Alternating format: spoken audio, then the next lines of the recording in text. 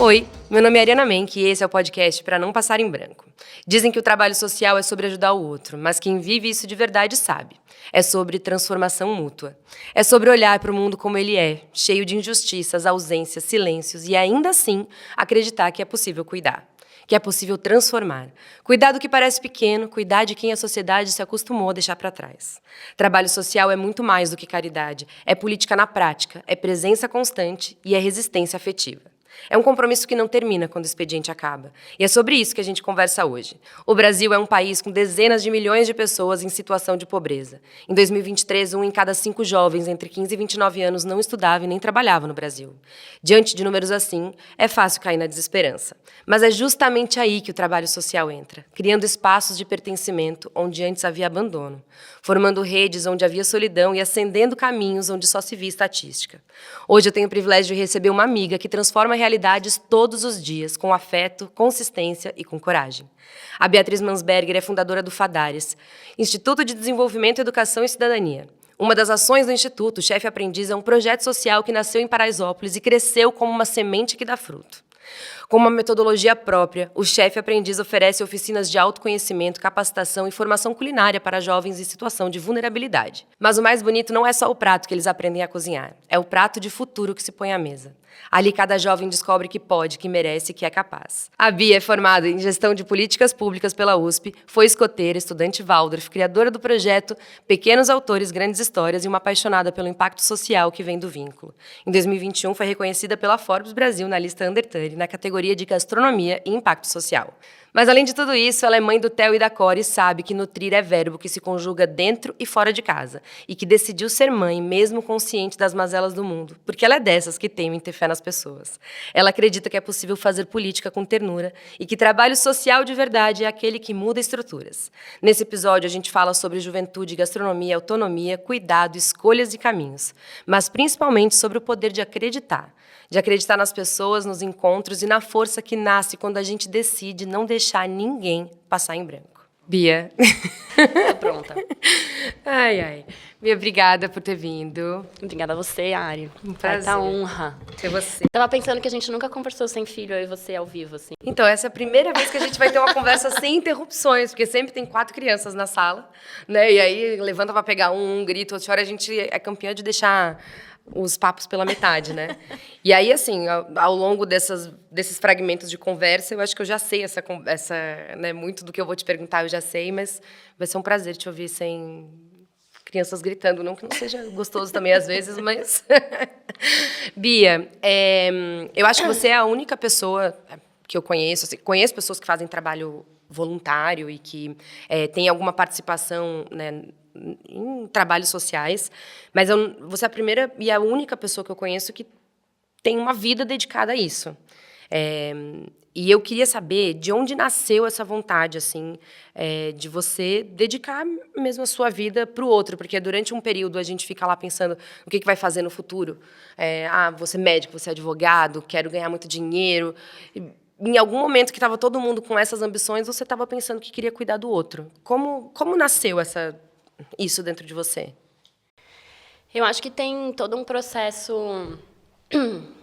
Difícil essa pergunta, né? Assim, de resumi-la, mas eu acho que, assim, né, ter estudado numa escola Waldorf e ter sido escoteira, e, obviamente, ter tido os pais que eu tenho, né? Acho que essa coisa da formação, assim, eu entendo que sempre me levou a olhar para lugares que não eram óbvios, né? Eu acho que eu sempre tive muito respaldo quando eu trazia essas perguntas mesmo, sabe? De ver alguém no farol, tinham coisas que me doíam, acho que aí vem nesse drivezinho da Bia, né?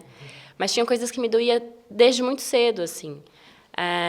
E eu sempre questionava, né? E perguntava. E comecei a fazer trabalho voluntário, eu tinha 12 para 13 anos, eu era muito novinha. E eu lembro que me impactou muito, assim, né? Estar na comunidade. A gente trabalhava num grupo de voluntariado da escola, minha irmã já fazia parte desse grupo, e aí, nesse dia específico, tinha pegado fogo na comunidade. E as crianças tinham todas ido lá para a ONG que a gente trabalhava, né? Que era ali pertinho da Steiner, da Waldorf, né? Onde eu estudei. E eu lembro que foi a primeira vez que eu entrei numa comunidade, eu tinha uns 13 anos. E o quanto aquilo me impactou, assim, sabe? Do que eu tinha como referência como casa, do que eu tinha como referência como lar. E E o medo que as crianças estavam também de voltar para casa, né, pelo que elas tinham vivido e tal. E a gente foi levar elas de mão dada, né, para suas casas ali. E foi a primeira vez que eu entrei, de fato, numa comunidade. E eu lembro que me marcou muito. E eu acho que uma vez que você vê uma realidade tão diferente da sua, você não consegue desver, né?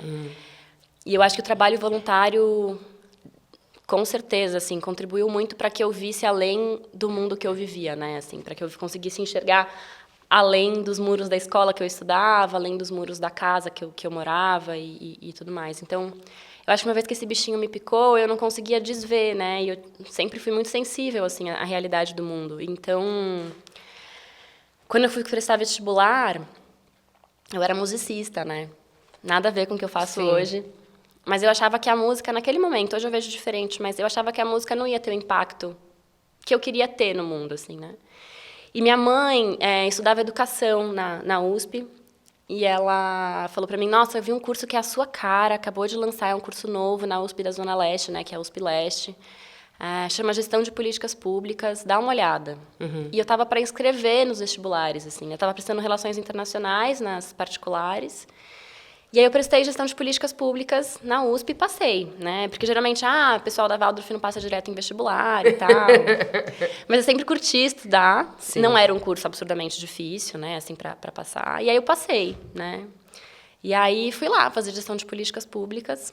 Mas, assim, imbuída desse sentimento mesmo de, então eu vou aprender o que eu preciso, sabe? Porque eu quero mudar essa realidade que me dói, eu quero mudar essa realidade que é tão difícil que eu sempre enxerguei, né? Que eu vim enxergando ao longo das minhas experiências como voluntária e tudo mais.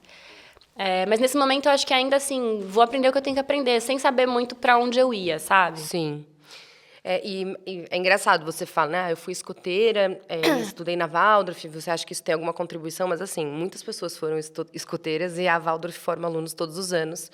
E pouquíssimos, assim, dá para contar nos dedos da mão quantos seguem esse caminho. Então, eu acho que tem aí essa dose sua mesmo, que eu acho que mesmo que você não tivesse sido escoteira, ou tivesse trabalhado, tivesse estudado numa escola super tradicional, eu acho que o que te move mesmo vai além dessas referências assim que você teve, né?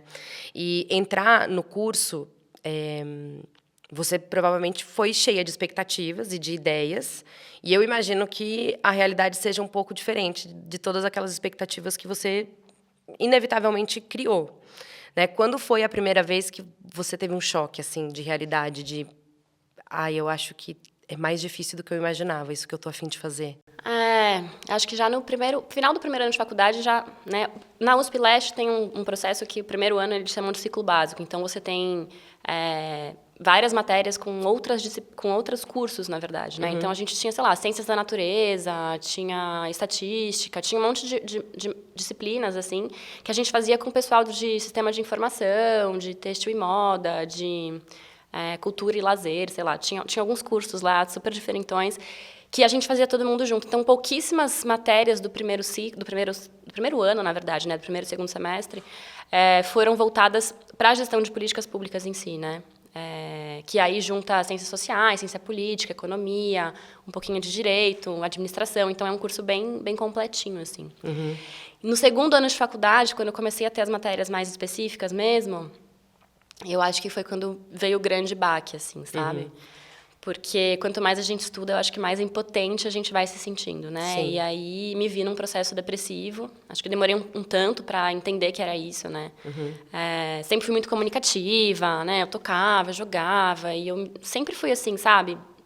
Gostava de estar com as pessoas. Meus pais sempre foram muito receptivos na casa deles, então a gente fazia tudo na casa deles, e hambúrguer, e tocava violão, e sei lá.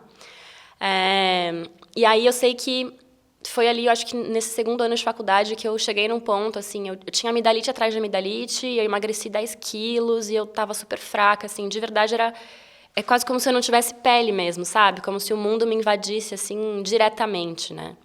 Só que esse mundo que eu já via, de certa forma, né? De desigualdade, de questões sociais e tudo mais, mas com um pouco além de conhecimento que me falava, tanto faz eu aqui, sabe? É muito maior do que eu consigo lidar ou do que eu consigo aprender para atuar, de certa forma, né? Sim. Mas até eu entender que eu precisava de ajuda e tal, assim, não foi óbvio o processo, sabe? Eu acho que eu fiquei um tempo, assim, até falar pra minha mãe. Eu cheguei num ponto que eu não conseguia comer, eu me sentia culpada, porque tinha gente passando fome, e assim... Então, isso eu ia perguntar, assim, porque como que separa a consciência do mundo e dessa culpa que talvez bata, assim, tem uma diferença de culpa e, enfim, responsabilidade e consciência, que tudo meio que se embola aí, né?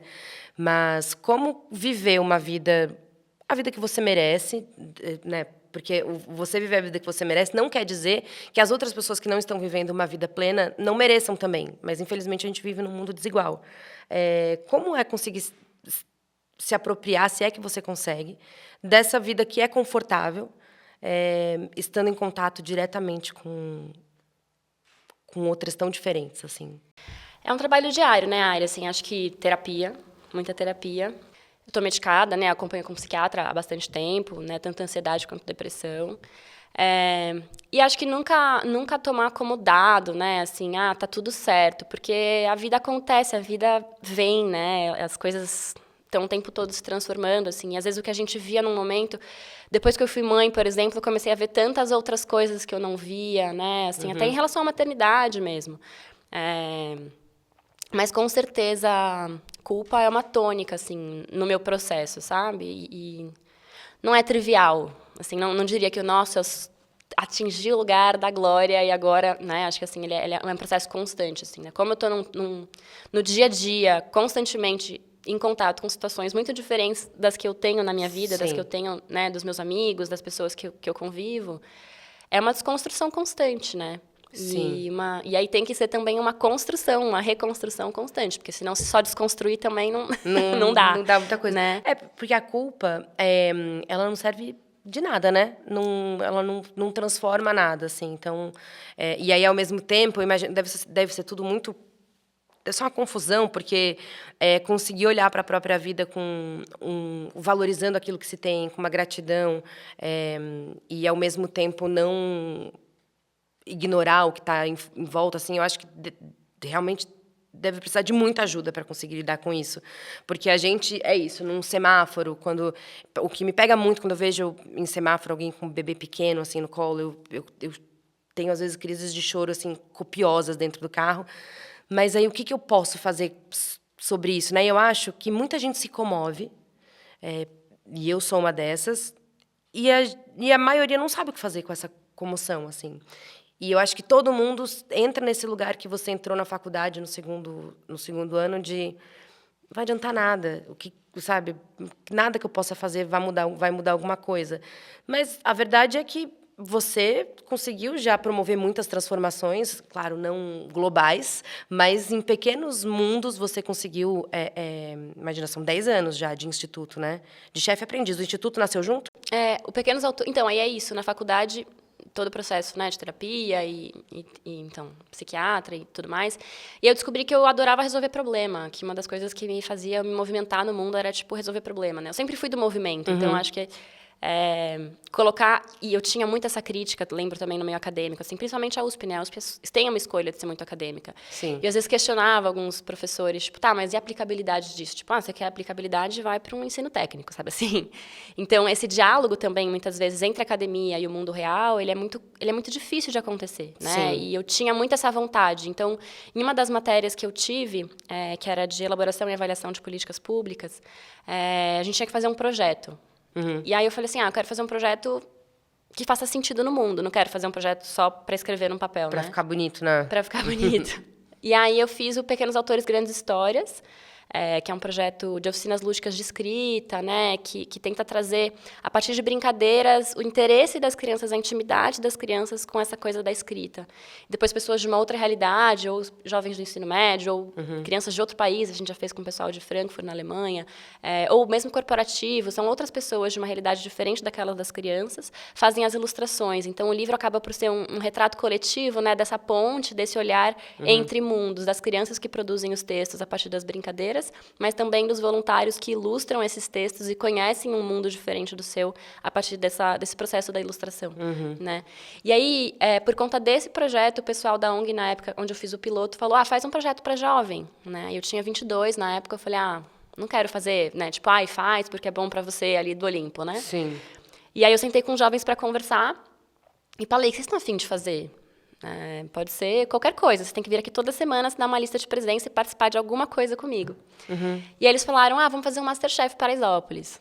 E aí não rolava fazer Masterchef, mas o meu namorado, né, meu marido hoje, já namorava ele na época, tinha acabado de se formar em gastronomia, meu pai sempre cozinhou, minha avó foi cozinheira, então eu tinha essa coisa da cozinha dentro do meu repertório de pessoas próximas que poderiam me ajudar a colocar de pé, assim. E aí eu criei o Chefe Aprendiz. Então, na verdade, Pequenos Autores, ele tem 11. Mas o Chefe Aprendiz tudo veio ali veio na sequência, Sim. assim, né? Depois do primeiro piloto vem Chefe Aprendiz, aí vem financiamento coletivo, vamos colocar de pé, e aí acontece a primeira edição, e aí depois da primeira edição a gente nunca mais parou. E quando você conseguiu pegar essa comoção, essa dor e transformar em energia que faz alguma coisa.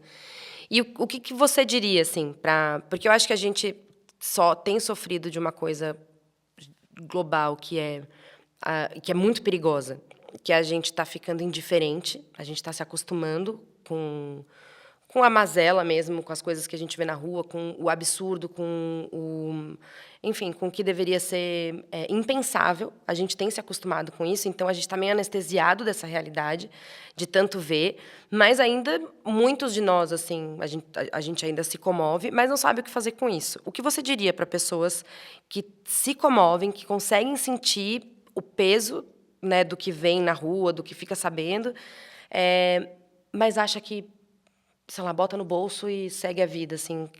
O que daria para fazer no micro? Eu acho que isso sempre foi uma discussão interna também, né? Porque a gente acabou por escolher um caminho que não é de impactar centenas de pessoas por edição, né? A gente não faz formação online, a gente não entende que formar 50 pessoas de uma vez dá pra gente o vínculo que a gente acredita que seja a principal diferença, assim, né? Então, a gente está falando de formar no máximo 24 por edição, 25 estourando, né? Então, como é que a gente cozinha junto, senta junto em volta da mesa e come junto e olha no olho e tem essa dinâmica, né, próxima. Eu acho que para as pessoas que pensam em alguma coisa, né, de não faz sentido, não vai fazer diferença, eu acho que é muito do que eu tenho essa conversa interna comigo, né, nesses últimos 10 anos, que é assim, cara, beleza, o Brasil a gente não vai mudar, São Paulo a gente não vai mudar, mas se a gente muda pequenos mundos, né, se a gente vai... E, na verdade, acho que até quando a gente fala mudar é um pouco prepotente, assim, né, que a gente dá suporte, quando a gente é apoio para pessoas, essas pessoas também acabam virando suporte para tantas outras, né? Então, nesse processo da corrente do bem, a gente também tem muito isso, né? Essas mil vozes que ficam, não, mas se eu der dinheiro vai comprar cachaça, se eu der não sei o que vai comprar pinga, mas se eu der isso aqui... A gente fica sempre tentando, cara, se o coração tem vontade de ajudar, só ajuda, sabe? Acho que sem tanta... É isso. Tá pedindo pacote de fralda no Farol. Putz, a gente sabe que fralda, né? Na comunidade, troca por droga. Cara, você tem vontade de ajudar? Essa fralda vai chegar em alguém, ponto. Saiba né? por que assim, tá ajudando e o que vai fazer com aquilo, assim, já não cabe mais a gente. Porque, né? no fim, a gente é tão controlador que a gente quer ajudar, mas a gente também quer ter controle sobre o que essa ajuda repercutiu, né? Sobre onde essa ajuda reverberou. E, no fim, cara, o que a gente tem controle de fato, né? Assim, então...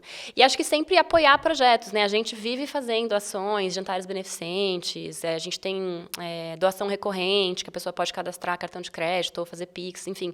Coisas que às vezes parecem pequenas, né? A gente participa daquele Restaurant Week, que é de restaurantes que fazem um menu um pouco mais acessível, né? Para democratizar acesso à alimentação. Nem é tão democrático hoje, mas enfim. Sim.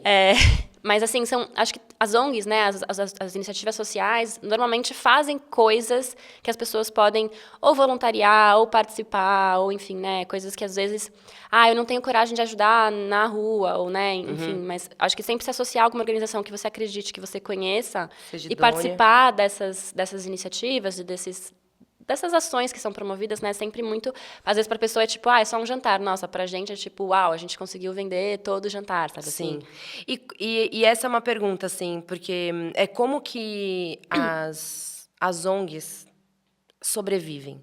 Tipo, acho que isso pode ser uma coisa que muitas pessoas não tenham ideia.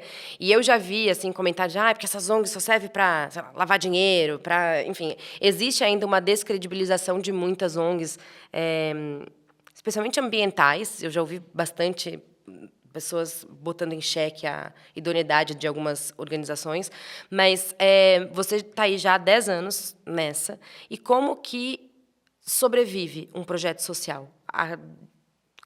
E eu sei que todo ano é assim, não sei se vou ter mais um, não sei se vai ter mais um. Primeiro, que isso deve ser absurdo, porque viver nessa instabilidade deve demandar muito emocionalmente, mas como que é essa saúde financeira mesmo de uma ONG para conseguir promover as ações? Eu acho que tem vários modelos, né? Assim, porque a gente tem ONGs, os institutos ou ONGs ou fundações que são muito renomadas. Então, na verdade, essa grana ela vem, né, ou dos grandes nomes, né, sei lá, a gente tem do Medina, do Cafu, a gente tem GRAAC, a gente tem uma série de organizações que são enormes e que elas já têm um sistema muito mais consolidado, né, de doações, ou mesmo de pessoas que vieram antes que deixaram uma grana para aquilo acontecer.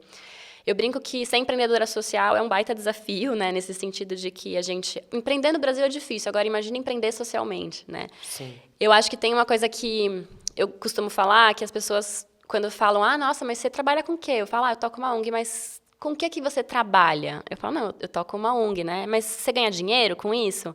É um pouco do que você fala, né? Normalmente é voluntário e tal. E assim, a gente... Eu não pretendo ficar rica, não é esse o ponto, mas assim, a gente trabalha e a gente tem um sustento que vem a partir desse trabalho. No Fadares, especificamente, a gente tem basicamente lei de incentivo, né, que a gente começou a trabalhar depois da 5ª edição. A gente fez financiamento coletivo, mas todo mundo era voluntário, todo mundo trabalhava em outras coisas, eu trabalhava em outras coisas também. E aí, quando a gente começou a entender que dava para viabilizar os projetos via lei de incentivo, a gente começou a trabalhar com lei de incentivo. E a lei de incentivo é muito legal, porque ela acaba não mexendo no fluxo de caixa da empresa, então não é que ela está tirando do bolso e aportando via verba direta. Sim. Mas ela já pagaria esse imposto, né? E o governo faz uma renúncia fiscal do ICMS, do ISS, do IPTU, do imposto de renda, enfim, depende da instância da lei, né? E, a partir disso, a empresa pode destinar um percentual, né, desse recurso que já iria pagar o imposto para um projeto que seja aprovado dentro dessa lei. E aí são outros 500 também, né? Aí tem parecerista que acha que é legal, que não é, que é cultural, que não é. Aí tem uma série de julgamentos também que é bem cansativo, assim. A sensação que eu tenho é que a gente está o tempo todo tendo que provar o valor e o que a gente faz, assim. Sim. E aí quando as pessoas às vezes falam, ai, que bonitinho, né? Vocês vão pro céu. E eu falo, gente, o boleto chega na terra. Não posso nem acreditar no céu, sabe? Assim, Sim.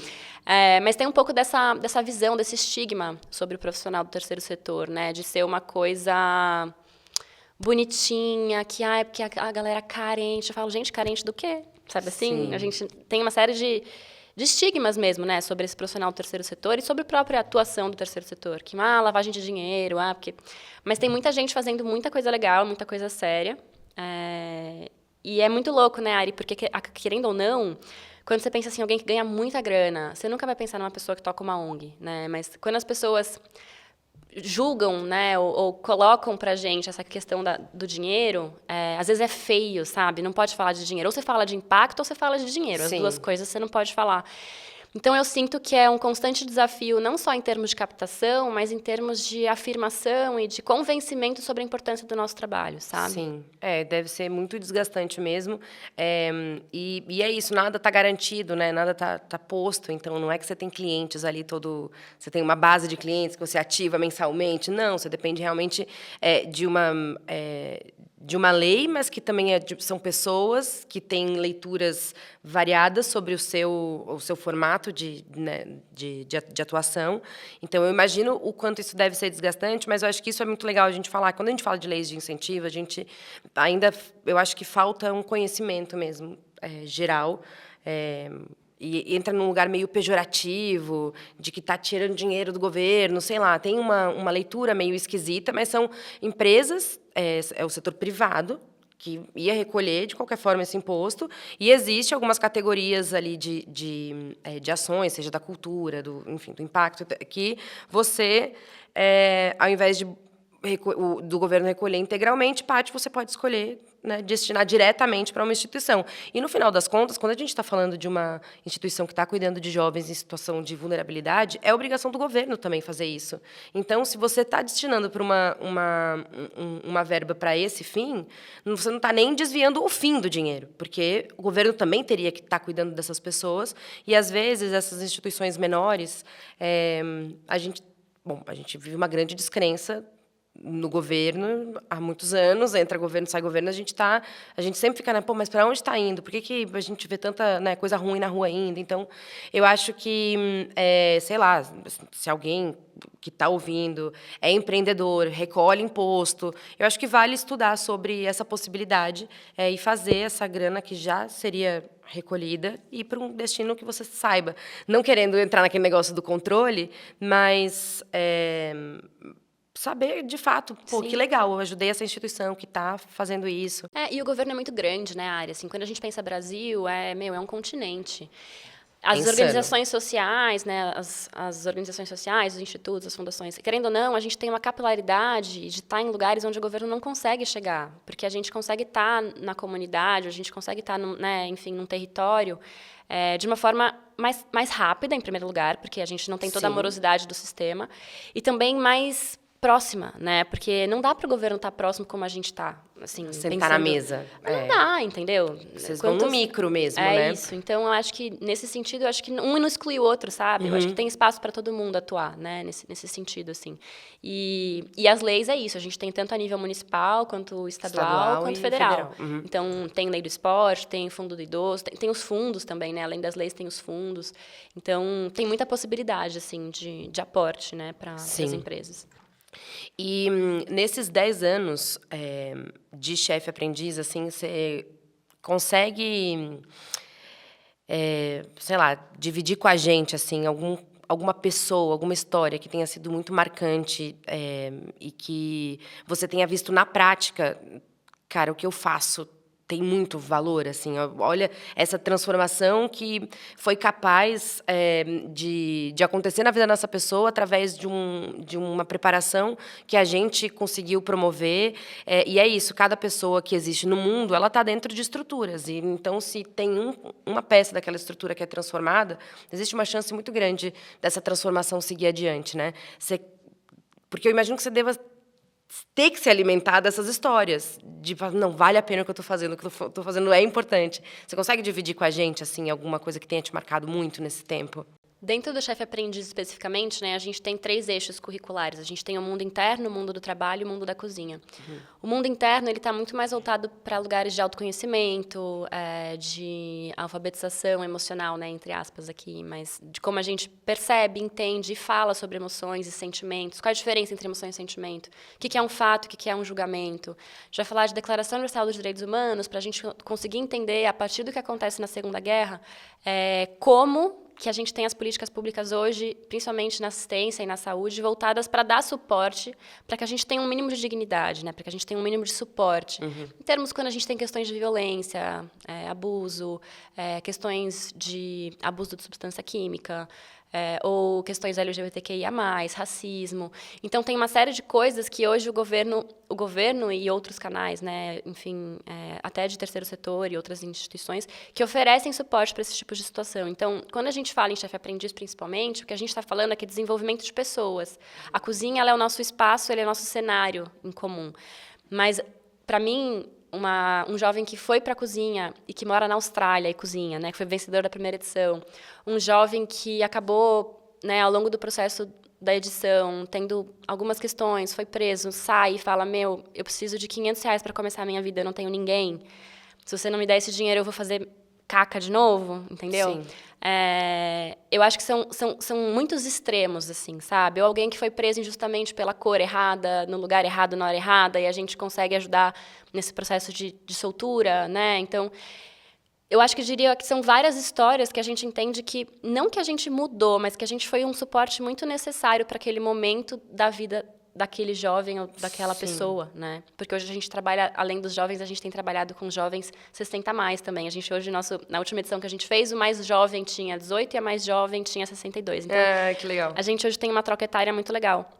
Mas dentro desse currículo, né, do mundo interno, a ideia é que a gente traga mais autonomia, que a gente traga mais conhecimento sobre si, para que a pessoa, a partir desse maior conhecimento sobre tudo isso que passa aqui dentro, também possa se relacionar melhor com o outro e ampliar esse repertório sobre si, sobre o outro e sobre o mundo, né? Para caminhar com mais autonomia mesmo na vida adulta, né? Então, quando a gente fala dessa transformação, é isso, putz, a gente tem jovem que trabalha no Tangará, a gente tem jovem que trabalha em Omiliano, a gente tem jovem que trabalha em confeitaria, em panificação, que está empreendendo. A gente tem jovem que usou a gastronomia para pagar uma faculdade de educação física, ou não, eu vou trabalhar, vou pagar meu cursinho porque eu quero fazer biomedicina, show. Então, assim, acho que são muitas histórias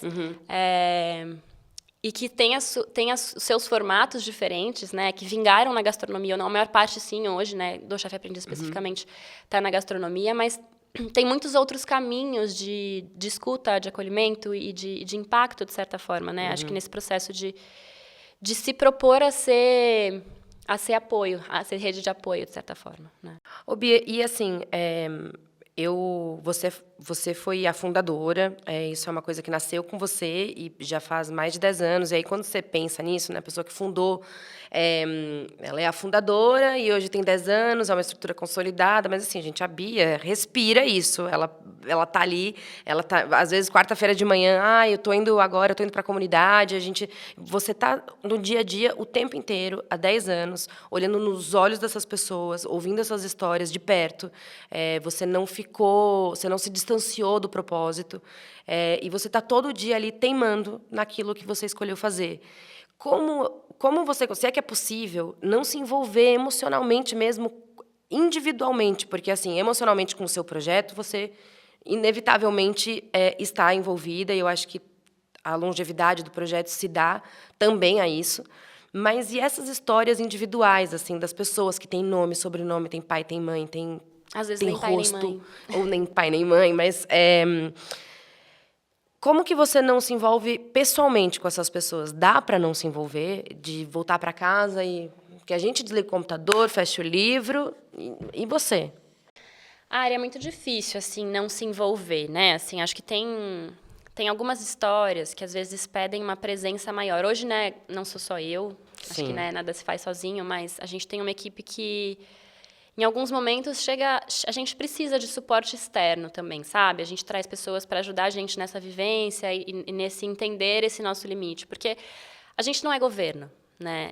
E, ao mesmo tempo, a gente não é a rede de apoio primordial, ou prioritária, ou primária, digamos assim, daquelas pessoas. Então, tem alguns momentos que a gente, sim, se torna essa rede primária, até que as coisas se organizem, mas sempre num sentido de emancipação, né? Assim, é horrível receber uma mensagem. A gente tem poucos casos assim, mas é muito difícil você estar dando comida para os seus filhos e receber uma mensagem: estou com fome, pode me mandar uma comida? Eu não quero dinheiro, me mande uma comida. Tipo, você não tem como simplesmente tirar o telefone ali e falar, né, deixa eu terminar de dar comida para meus filhos, depois eu resolvo, vou dar essa ideia. Então, acho que assim, tem um lugar que é muito difícil desligar. Mas hoje eu acho que a gente também conseguiu chegar numa maturidade de instituição que a gente entende que, cara, se a pessoa é analfabeta funcional, eu não consigo fazer um processo de alfabetização ali. Se a pessoa tem alguma questão mais séria de saúde, eu não consigo ser o atendimento. A gente consegue fazer escuta. A gente hoje, né, oferece uma escuta voluntária com um psicólogo, né, principalmente com a Sheila, que é a psicóloga do projeto. Mas a gente não consegue fazer um atendimento, né, regular, frequente, mas nesses momentos de incêndio a gente está ali, né? Até que esse incêndio se contenha e que a gente consiga direcionar, a gente está por ali. Mas a gente já fez algumas edições que eram, por exemplo, com jovens, né, egressos ou residentes do sistema de acolhimento, que são os abrigos. E eu acho que essa foi umas edições, assim, quando a gente trabalhou com esse público, são sempre as edições mais desafiadoras, assim, porque para além da vulnerabilidade que a gente já conhece da comunidade, das faltas, né? Das faltas em termos, não da pessoa, mas das faltas de estrutura mesmo, de institucional que falta, né? De saúde, de educação, ou de saneamento, ou enfim. É uma falta de uma rede de apoio mesmo, assim, sabe? Uma pessoa que não tem ninguém. Ela está no abrigo porque não tinha ninguém para estar com ela. Né? Nunca é o primeiro recurso, né? A primeira opção da pessoa, estar ali. Então, eu acho que em termos de vínculo, assim, né, em termos de de como desligar, foi a edição mais difícil, assim, que eu percebo que, de verdade, foi um amadurecimento para o time, porque o time todo é muito sensível, né, com esses aspectos, senão ninguém estaria trabalhando ali. Eu acho que é impossível. E querendo ou não, é também, ao mesmo tempo, acho que essa coisa de estar na comunidade, de estar na operação, etc., é o que me recarrega, assim, porque ficar fazendo o edital, ficar fazendo, né, o burocrático, é preciso, e hoje eu estou nesse papel mais institucional, mas estar na comunidade é o que me retroalimenta para continuar, assim, sabe? Assim, chega na competição final, porque depois de todo o processo de formação, eles têm uma competição final, a lá Masterchef, que foi o que eles pediram que fosse lá no início. E geralmente é num hotel parceiro, né, num espaço legal, eles vão ao mercado, eles fazem as compras, eles preparam a entrada, prato principal e sobremesa para essa banca de jurados. Só que só é jurado quem tem vaga de emprego. Então, esse dia é um dia que a gente fala, animal, cara, vamos mais um, sabe? Porque os jovens, eles colocam à prova tudo aquilo que eles vivenciaram e, assim, eles arrasam, sabe? E ver eles com essa sensação de realização de, nossa, olha o que eu fiz, olha que prato lindo, sabe? E ampliando esse repertório mesmo. Muitas vezes a gente fala, né, é comum a gente ouvir alguém de restaurante, mas o atendimento é ruim. Quantas vezes aquela pessoa foi servida? Sim. Será que ela conhece esse atendimento? Que vem, que traz na mesa? Ou será que eu ia no Habib's ou no Mac, que eu vou, é um fast food, né? Então, assim, o quanto a gente também, às vezes, exige do outro um repertório que ele não tem. Como é que a gente pode ampliar esse repertório, né? A gente, às vezes, exige das pessoas que elas tenham posicionamentos e posturas. Porque a pessoa pensa a curto prazo. Porque ninguém quer trabalhar. Será mesmo? Ou será que a gente não está se preocupando com uma formação e com um processo anterior, né, de ampliação dessa percepção e dessa forma de ver o mundo mesmo, do que eu quero para a minha vida, do que eu posso ser. Às vezes, minha mãe é doméstica e ela foi a vida inteira doméstica e ela não teve uma ascensão, né, em termos de carreira. Será que eu conheço o que é possível em termos de ascensão de carreira? Tem gente que não sabe nem com o que é possível sonhar, assim, né? Com o que é possível conquistar, porque as referências são muito limitadas. Mas isso, né, de você do que você falou de qual é a referência de serviço de uma pessoa que está prestando serviço, né? Isso aí, eu nunca pensei por essa lógica, mas acho que a maioria das pessoas hoje que servem, elas tiveram pouquíssimas chances de serem servidas também, né? Então, que tipo de treinamento e de... Essa conta tá para quem? Tá em quem contratou e que teria que estar capacitando aquela pessoa ou daquela pessoa física enquanto indivíduo, né? Eu acho que esse questionamento é um questionamento muito bom. E diante disso tudo, de todos esses contatos que você teve com diferentes realidades e realidades muito duras, e de uma inevitável desesperança no todo, porque eu acho que quanto mais a gente conhece, mais difícil é. O ideal seria se fosse o contrário, mas a gente sabe que quanto mais você olhar, pior fica. Você decidiu ser mãe, não uma, mas 2 vezes. E onde esse processo de maternar, dessa decisão, não, eu quero ser mãe, onde isso cruzou com o seu trabalho, assim? Se é que isso cruzou em algum momento, ou se era um desejo tão do íntimo, assim, uma coisa tão visceral, que não pensou e foi ser mãe. Onde isso se cruzou, se é que se cruzou? Eu acho que essa coisa da maternidade é engraçado, né? Eu sempre tive esse desejo, assim. Tem mulheres que não têm ou que despertam isso em algum momento da vida, assim. Eu lembro desde muito cedo, assim, ter isso muito para mim. Eu sempre trabalhei de forma voluntária, né, com criança. E eu, no movimento escoteiro também, eu era chefe de lobinho, né, que são as crianças. Então, eu sempre tive uma coisa, assim... Eu sempre gostei muito, né, de estar perto das crianças, porque eu acho que a forma que eles veem o mundo e eles trazem pra gente esse olhar fresco, né? Eu falo assim, eu não consigo passar por um trator na rua sem falar, mamãe, um trator, sabe? Sim. Eu não consigo ver o trem na marginal sem pensar, mamãe, cadê o trem? Será que ele tá dormindo, né? Sim. Então, eu acho que o mundo, ele ganha outros olhares, ele ganha outros sentidos, né? Quando a gente convive com uma criança por perto. E eu sempre convivi com crianças, né? E eu acho que até o primeiro projeto que eu criei, Pequenos Autores Grandes Histórias, era para criança. Então, eu nunca tinha trabalhado com jovem até vir chefe aprendiz. Então, eu acho que, na verdade, esse desejo, ele nem foi muito pensado nesse aspecto de, nossa, olha o mundo que a gente vive e tal, né? Eu acho que sempre foi um lugar de... Quero muito poder vivenciar isso desde cedo, sabe? Todo dia. Todo dia.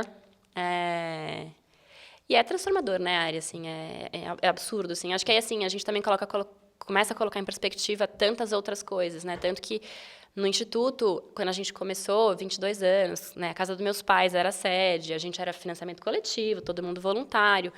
E eu acho que a vida adulta também vai trazendo essas escolhas mesmo, né? Da gente entender, tá, mas então para o teu filho precisa ser um pouco mais estruturado isso aqui. Sim. A gente acabou fazendo essa frente de negócio social. Então, além das leis de incentivo, a gente hoje tem uma frente onde a gente presta serviços, principalmente de catering, consultoria em SG, palestra, enfim, coisas que a gente faz mais voltadas, né, para audiovisual, de repente só voltado para receitas e coisas que a gente pode veicular nas mídias sociais das marcas, utilizando o nosso know-how interno em relação à gastronomia. Então, a gente acabou começando a criar uma série de possibilidades de prestação de serviço de produtos para retroalimentar, assim, né, o nosso impacto. Então, é uma ideia de negócio social, né, que não é nem o setor privado, que seria o 2, nem o terceiro, que é o 3, que é um quarto. Que é um 2,5, a gente fala, Sim. né? Que está entre o privado Sim. e o público, mas a gente só quer gerar receita para poder retroalimentar o impacto. Então, é um negócio social. Sim. Né? Mas eu acho que tudo isso vem nessa toada de, a gente não tem mais 20 anos, a gente agora tem filho, né? Eu e as pessoas que trabalham comigo também, né? Que tem muita gente que está lá há muito tempo comigo. Então, eu acho que nesse sentido, assim, em termos de uma escolha, eu acho que sempre foi muito visceral, como você falou. Sim. Assim, eu sempre quis muito ser mãe, eu sempre quis muito viver isso, assim, né? Da maternidade e tal. E eu acho que tem uma tônica, até pelo que eu faço, desse cuidar, né? Acho que eu sou cuidadora por natureza. Sem assim. dúvida.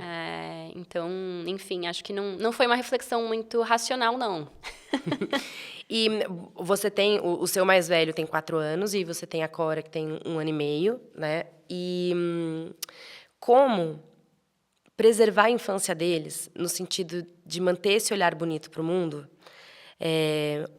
sabendo de todo o outro lado, assim, o que dá para passar para eles tão cedo, se é que dá, ou é uma escolha sua falar assim, não, eles vão descobrir em algum momento e não vou ser eu a portadora das más notícias, assim, sabe?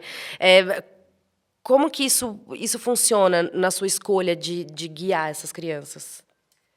Eu acho que tem coisas que, obviamente, né, depende da maturidade, depende da idade, de como vem essa complexidade da informação. Mas o Theo, ele percebe, né? Até pelo trabalho que eu faço, ele vê as fotos, e então ele sabe, ele percebe, né, o ambiente que eu tô. Ele vira e mexe, pede para ir junto. Quando dá, ele vai, assim, até a Cora no início, né, ia muito comigo no Canguru e tal, para a comunidade, para os lugares. Mas eu sempre tento trazer para eles de uma forma mais lúdica, ou talvez de uma forma, né, menos dura, assim, mas a importância da gente ser muito grato por tudo que a gente tem mesmo, sabe? A gente geralmente deita na cama à noite, toda noite eu né, faço uma oração, a gente não tem uma religião específica, mas nesse sentido da gente agradecer a essa boa sorte, sabe, da vida, assim, porque, puxa, a gente tem uma cama quentinha, a gente tem um chuveiro quentinho, a gente tem comida todos os dias na mesa, a gente tem tantos amigos, tantas pessoas que a gente pode se apoiar, né? E eu tento deixar essa gratidão muito clara para eles, principalmente para o Theo, né? Que ele entende mais, assim. Porque, no fim, é isso. A criança, às vezes, entra também no modo de ganhar, ou o que eu tenho, né? O que o carrinho... Filho, tem gente... A gente, inclusive, ontem separou um monte de brinquedo, que eu falei, filho, você nem tá brincando, sabe? Sim. Mamãe, mas por quê? Porque tem criança que não tem brinquedo. Vamos levar brinquedo para as crianças, assim, Sim. né? Então, eu acho que não é fingir que nada existe, mas também não trazer de forma dura, né? Sim. A realidade que eu vivo, assim. Até porque, poxa, eu já tinha mais de 20 anos quando eu tive Sim. depressão, né? O que dirá para uma criança que não tem esse corpinho todo formado, né? Em termos anímicos e Sim. em termos etéricos e também físicos, né? Mas é difícil, né? Porque é uma realidade da minha vida do dia a dia. Então, Sim, é eu difícil imagino. não estar com eles de alguma forma, assim. E o Theo, assim, né? A Cora ainda passa o dia inteiro só gritando tetel, mamãe e papai. Mas o Theo, ele já verbaliza muitas coisas que dá para ver que é um menino muito sensível ao mundo, assim, né? Então, eu acho... a gente já conversou sobre isso no privado, né? Que o TEL talvez seja um caminho de cura para você mesmo, de entender mais cedo para ele tudo aquilo que te impactou tanto e que você talvez tenha se dado conta só depois de 20 anos. Porque o TEL é esse menino do olhar atento e que tem o lance do cuidar também, muito dentro dele, já tão novinho. Assim, dá para ver que ele é o cara que quer que as coisas fiquem tudo bem. Ele é o que, numa brincadeira, que ele começou, se alguém disser que não é daquele jeito, ele muda porque ele não quer criar mal-estar. Ele não quer criar um mal-estar na mesa. O que é muito perigoso também, Total. porque, enfim, ele precisa se entender como um indivíduo que tem valor e que as vontades importam, né? Mas, diante disso tudo, quem é que está cuidando? Quem é que cuida de quem cuida tanto, assim, né? Porque você cuida dessas pessoas, cuida do instituto, aí cuida dos filhos, e você está sempre tentando achar a melhor forma de se posicionar com as pessoas e como que a minha presença aqui vai ser tão, né? Vai ser tão, vai ter o melhor impacto. Só que você também é uma pessoa com suas demandas, enfim, emocionais e você ainda bem é uma pessoa que faz terapia. Mas como é para a Bia se colocar nesse lugar de cuidar, de ser cuidada também? É possível? Você se dá esse direito? Ari, você faz parte da rede que cuida. Eu acho que eu não sou uma pessoa que eu tenho trabalhado muito isso em terapia também, mas assim, eu nunca fui uma pessoa. Eu sempre tive muitos amigos, assim, né? Tenho amigos. Uhum. Mas é engraçado porque desde que eu tive a depressão é como se eu tivesse descolado um pouco mesmo, assim. Eu não sei o quanto as pessoas de fato entendem, assim. Eu lembro que eu era muito nova e como eu sempre fui muito comunicativa, de chamar, de fazer tudo na minha casa e tal, dessa afastada, ela foi necessária, assim. Não queria ninguém por perto, né? Acho que foi um momento que mesmo o Hatch, assim, a gente já namorava, eu falava, eu preciso me afastar um pouco, assim. Eu não conseguia ter ninguém por perto. Era como se as pessoas de verdade me invadissem pelo simples fato de estarem ali falando comigo, sabe? Eu me sentia super incompreendida e tal. Mas olhando para trás, eu sempre fui muito careta, né? Eu nunca fui de droga, nunca fui de bebida. E, sei lá, porque eu sempre trabalhei na área social, então a questão das drogas para mim, drogas, enfim, até coisas mais leves, assim, né? Não drogas. Esse uso recreativo mesmo uso difícil. Recreativo. Porque para mim era isso, meus amigos nunca iam ser presos, mas a galera que eu atendia na comunidade, porque era aviãozinho isso e aquilo, provavelmente ia se ferrar, entendeu? Então, para mim, era essa coisa da injustiça sempre pegou muito, assim. Então, eu sempre fui muito careta. E a bebida, porque eu não gosto. Tipo, meu pai tentou muito, coitado. Meu pai adora uma cerveja, adora um drink. Não curto, não rolou. Então, quando eu penso assim para trás, eu sempre fui muito verdadeira com o que eu sinto, com o que eu entendo, com o que eu vejo, né? Assim, com o que eu entendo que é verdadeiro para mim mesmo, em termos de alma, assim. Uhum. Mas isso também tem um preço, né? Que muitas vezes eu não era chamada, muitas vezes, ela é certinha, porque politicamente correta. E enche o saco um pouco isso às vezes, assim. E, cara, eu tô na minha, assim, sabe? Faz o que você quiser, eu não tô aqui para julgar, mas eu não quero. Uhum. E acho que na adolescência isso é muito pesado, assim, porque a gente acaba sendo excluído de muitas coisas. Pensando na vida adulta, eu vejo isso, assim, eu me sinto um tanto solitária, não num lugar de solidão, mas de solitude mesmo, do caminho que eu escolhi, sabe? Porque meu marido mesmo, às vezes, a gente conversa muito, mas eu não sei se ele entende essa escolha que eu fiz e o quanto isso impacta em tantos aspectos da minha vida, sabe? Sim. Então, eu acho que essa rede próxima, você, né? Acho que converso muito com a minha mãe, a minha irmã, acho que são pessoas que estão mais no meu dia a dia. E a gente acabou se aproximando por causa de filho, né? Então, Sim. também pra gente é mais fácil estar juntos. Os amigos Sim. que não têm filho é difícil entender nesse momento também. A gente chega a rir, às vezes, do caos, né? Tem criança chorando, outro gritando, outro fez cocô. E a gente tá ali, né? Tentando comer uma pizza. Mas é isso de você... Deve ser, eu entendo quando você fala de solidão, porque, por exemplo, os nossos maridos, né? O Hatch empreende em confeitaria, o Bruno empreende no audiovisual, mas os dois são empreendedores que têm muitas coisas em comum, apesar de setores muito diferentes. Eu tenho muitas pessoas que eu conheço que trabalham na mesma, né, atuam na mesma área, que eu consigo trocar. São poucas as pessoas no seu dia a dia, sentada numa mesa ali para jantar, que vão conseguir trocar de igual para igual um desafio do seu dia a dia. E eu imagino que isso deva te colocar num lugar de solidão, porque o compartilhar, ele é muito poderoso, assim, né? Você poder falar e se sentir verdadeiramente compreendida. E, às vezes, não é porque o outro não está te ouvindo, mas porque é muito difícil acessar, de fato, os seus desafios do dia a dia no caminho que você escolheu, né?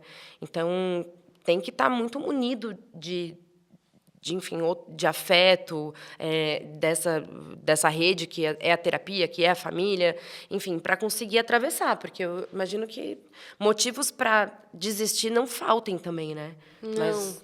E é muito louco, assim, né? Todas as vezes que eu falo, putz, chega, sabe? Vai ter um emprego normal, vai, sei lá, ter mais estabilidade. Alguma coisa acontece e eu falo, tá, vamos mais um pouco, sabe? E, no fundo, eu sei, assim, eu sinto. Eu não sei, eu sinto. Que eu tô no caminho que eu tenho que estar. Mas eu acho que tem essa série de... Assim, tem um monte de coisa que eu ainda estou precisando entender, assim. E esse ano dos 10 anos... Esse ano dos 10 anos tem trazido muitas reflexões importantes, assim, né? Justamente, acho que a gente conversou, né, até quando você fala essa questão do Theo e tudo mais, como... Eu acho que, de verdade, ele é uma forma de eu olhar e entender o meu caminho de cura, para que eu consiga ajudar ele antes que ele precise chegar onde eu cheguei, né, e passar pelas dores que eu passo, de, putz, eu não quero desapontar as pessoas, eu sempre tenho que agradar, e como é que a gente lida com essas vontades próprias, né, e com esses limites mesmo que a gente precisa colocar.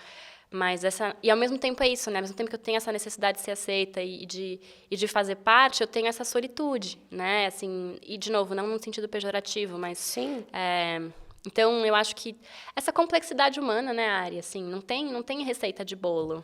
A gente, no desenvolvimento humano, nessa parte do projeto, a gente fala, assim, são, às vezes, coisas tão, assim, um momentinho, uma palavra que a gente fala, que desperta tantas coisas, as pessoas vão trazendo tantas coisas.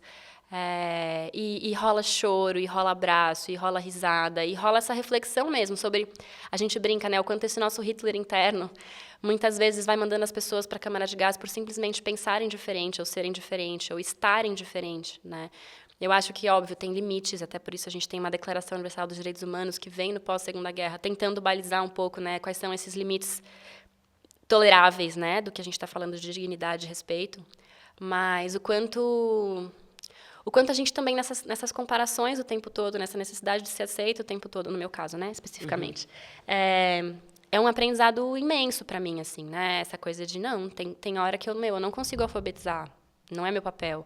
Não, eu não consigo, já indiquei para 5 empregos, não deu? Cara, eu não consigo, tem uma chavinha ali que não é minha, sabe? Sim. A gente precisa que a pessoa queira, né, por isso que eu falo, a gente não salva ninguém, a gente não muda ninguém, né, o que a gente faz é trazer uma possibilidade de caminho e a pessoa escolher ou não seguir esse caminho. Eu acho que vocês mudam em um nível, assim, porque quando você oferece repertório para uma pessoa que não teria acesso a ele, e repertório é uma coisa que muda a vida das pessoas, eu acho que dá para dizer... Eu noto que, desde o começo, você tem uma dificuldade de falar, de mudar a vida das pessoas, de colocar o seu trabalho nesse lugar, mas eu acho que ele eu acho que é um lugar do seu trabalho, assim, de mudar. É claro, não muda o mundo, né? Mas eu tenho certeza que muitas das pessoas que já passaram pelo Chefe Aprendiz vão falar, sem pestanejar, que a vida dele foi transformada por vocês, assim. Eu acho que dá para você ocupar esse lugar sem medo, assim. Eu noto que tem, às vezes, um receio de, não, eu dou uma ajudinha, Não, você transforma mesmo, assim. Mas eu acho que é isso, assim, as pessoas que estão lá, elas podem escolher ou não serem, né, assim, aceitarem esse apoio ou não, né? Então, e fazer alguma coisa com ele, né? Exato, esse é meu ponto, assim, né? Sim. Nesse sentido de a gente não entra na pessoa e faz, não, tá aqui, mudou, né? Então, acho que tem esse protagonismo da pessoa aceitar esse repertório que está sendo proposto, de certa forma, né? E Bia, se o Theo ou a Cora decidissem seguir o seu caminho, onde isso te pegaria, assim? Porque tem muito pai que fala assim, não, mas Deus me livre meu filho seguir meu caminho, assim. Como isso te pegaria? Eu acho que não pegaria, porque eu sou muito assim, eu acho que eles têm que... Cara, sabe aquela... Eu lembro quando eu decidi, né, seguir por isso, minha mãe virava e mexia, mas... Mãe, olha só, vê essa vaga, é sua cara. Ai, nossa, porque eu acho que tem esse medo, né? Principalmente nessa questão da grana mesmo. Tipo, mas vai viver como, né? Sim. Assim, eu tenho a sorte de ter meu marido que é um sócio, que é meu sócio, né? De certa forma, na vida. E diante da minha instabilidade financeira, no primeiro momento meus pais, né? Depois meu marido, mas assim, querendo ou não, eles estão ali também segurando a onda. Putz, se der um chabuzão, eu sei que eu não vou ficar sem casa, que eu não vou ficar sem comida. Então, assim, né, dentro disso tudo, eu tenho meus privilégios que me fazem também continuar podendo caminhar apesar dos desafios. Mas eu sou muito, assim, eu realmente acredito que se a gente não faz o que a gente gosta, não vinga. Se for algo que eles gostem, que eles queiram genuinamente, eu acho que eu incentivaria super, assim, né? Mesmo essa coisa da cozinha, né? O Hatch trabalha numa confeitaria que é a terceira geração. Eu não quero que ninguém se sinta obrigado de trabalhar. Porque tem que ser a quarta. Não, a gente quer mesmo. Tipo assim, né? Eu acho que tem que ter essa escolha, assim, né? E acho que para trabalhar num lugar onde seus pais estavam, especificamente, eu com certeza só falaria, eu trabalho em alguns outros lugares antes de chegar para cá, sabe? Porque senão é difícil, né? O repertório, de novo. Eu acho que... Não, eu sempre falo que acho que todo mundo deveria ter a experiência de pegar transporte público para trabalhar e bater cartão todo dia. Depois, assim, mas eu acho que isso, quem não teve, faz falta. Assim, sabe? Porque para entender as estruturas mesmo e estar em contato com... eu, quando me mudei para São Paulo, 13 anos atrás, eu pegava a linha vermelha para trabalhar. Gente, aquilo foi uma escola para mim. Desesperador, muitas vezes, assim. Me via numa situação que eu falava, meu Deus, eu saí da casa dos meus pais. Para isso, eu fiquei anos pegando aquele... Só que, realmente, aquilo vai dando uma noção de mundo mesmo para a gente, né? Chegar direto no trabalho dos pais, talvez esse caminho, esse encurtamento do caminho traga mais prejuízos do que... Total. Enfim, até para você conseguir, já que você vai para um negócio, que você vai gerir pessoas, entenda o que essas pessoas estão passando. Total. E depois você chega aqui para tentar fazer alguma coisa, né? É isso. Eu acho que é isso.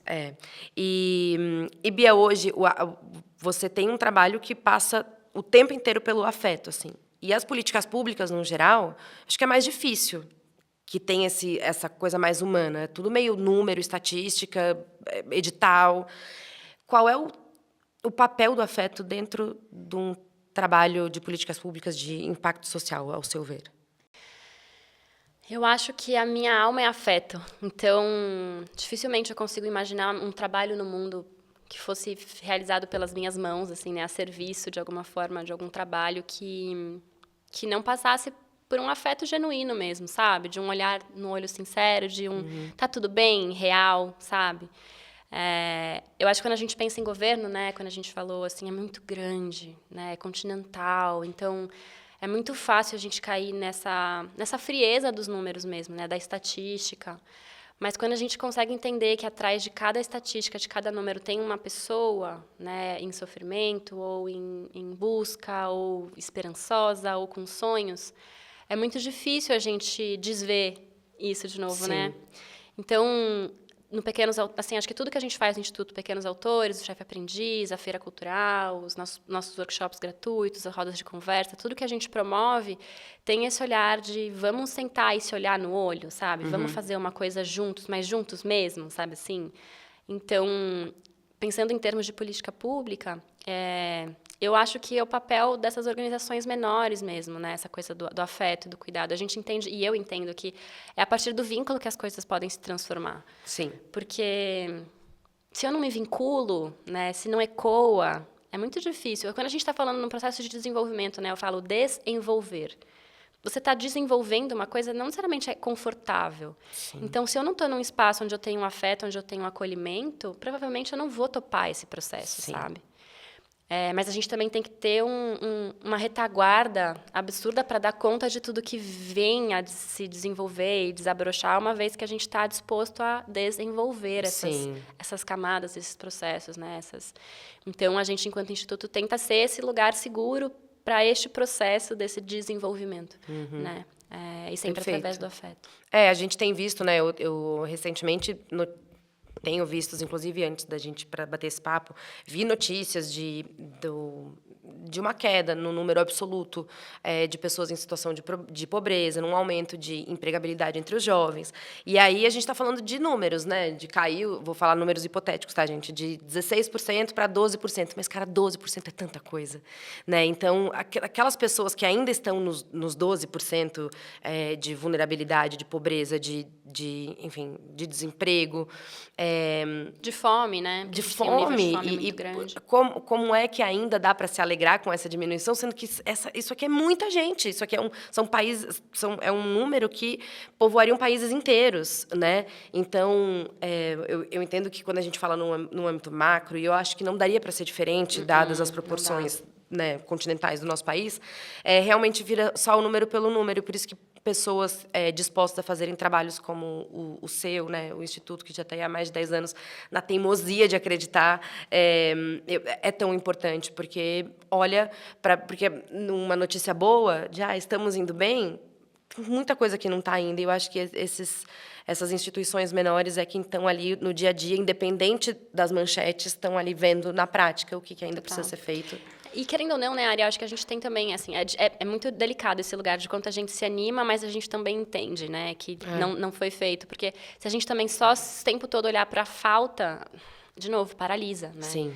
Então, eu acho que buscar essa, né, não só, obviamente, entender a falta, mas também olhar para o que a gente já caminhou e para o que a gente ainda pode caminhar, nesse espírito curioso mesmo, sabe? Sim. Putz, legal, abaixou aqui. O que será que fez abaixar? Será que tem como a gente aumentar, de alguma forma, esse lugar comum que ajudou com que abaixasse essa estatística ou não, né? Então, eu acho que quando a gente fala num país desigual, né, num cenário como o Brasil, onde a gente tem um poder executivo super centralizado, onde a gente tem políticas públicas que deveriam ter uma autonomia local, que a gente foi discutir isso em época de vacina, né? Imagina. Sim. Porque o governo federal... Não, o governo estadual vai dizer vai ter vacina. Então, essa autonomia que constitucionalmente a gente teria, né, de município, estado e depois federação, hoje tudo muito centralizado no poder executivo federal, como que a gente também... E aí, já pensando num lado de política pública estatal mesmo, né, do Estado, também consegue entender o que a gente pode ir fazendo com essa autonomia local, que ela está prevista, né, na Constituição. Como é que a gente articula isso de uma forma mais inteligente, mais ágil. Mas é isso, assim, acho que a gente está muito desacreditado, né, com a política e com os processos como eles vêm acontecendo nos últimos anos. E eu acho que as ONGs têm esse papel, né, da rapidez, da agilidade e também desse olhar local menos frio só para números e mais quentes, mais humano com pessoas, mesmo, mais humanos. Ai, Bia, a gente está chegando no fim do nosso papo, já foi mais de uma hora, assim, eu falaria muito tempo, é muito bom te ouvir falar, e é um assunto que eu, pelo menos assim, né, na minha bolha, eu não tenho acesso a esse material, a esse tema tão rico e tão bonito. E aí, eu já te falei isso várias vezes, mas eu quero deixar registrado de novo publicamente, que eu admiro muito o seu trabalho, o que você escolheu fazer como ofício, mas... Nossa, eu vou me emocionar falando de você. Mas a pessoa que você escolhe ser todos os dias para quem te cerca... É uma coragem, assim, enorme, assim, é uma força, uma fortaleza. Diante de tanta sensibilidade, você me mostra isso, sabe? Que dá para ser muito sensível sem ser frágil. E muitas vezes a gente acha que essas duas coisas andam juntas, e por mais que pareça, às vezes, que o mundo é pesado demais para carregar para você, para o Theo, que tem se mostrado um menino muito sensível também às dores do mundo, eu quero dizer que a maior força sua é justamente esse sentir absurdo. Então, eu desejo mais 10 anos, por mais que isso, né, seja, às vezes, muito pesado, eu acho que é a sua cura também, é os dois, né? Eu acho que a diferença do veneno e do remédio é a dose, então eu espero que nos próximos 10 anos você consiga acertar essa dose, e que seu trabalho ele impacta as pessoas, não só essas que você vê no dia a dia, mas quem convive com você fora do seu trabalho também, e eu me sinto uma dessas pessoas impactadas por você. Então, gente, se vocês quiserem conhecer mais sobre o trabalho da Bia, sobre o Chefe Aprendiz, nas redes sociais, tá lá o catering do Chefe Aprendiz, é uma coisa maravilhosa. A gente foi num brunch recentemente, saí de lá rolando, que todas as horas possíveis lá para comer, que dá para contratar num evento, para quem trabalha no audiovisual, que tem diárias enormes, então dá para contratar esse catering que vai ter um impacto social, que vai fazer a coisa continuar acontecendo. E é isso, Bia, muito obrigada pela sua presença. Você, Ari, obrigada por tudo. E você, com certeza, é uma fortaleza vizinha que ajuda a gente a continuar caminhando. Obrigada mesmo. Seguimos. Que bom que nossos filhos conheceram. Que bom mesmo. O Bento e o Theo trouxeram esse presentão aí pra gente. Obrigada, Ari. Bom, gente, encontro vocês no próximo episódio, tá bom? Tchau!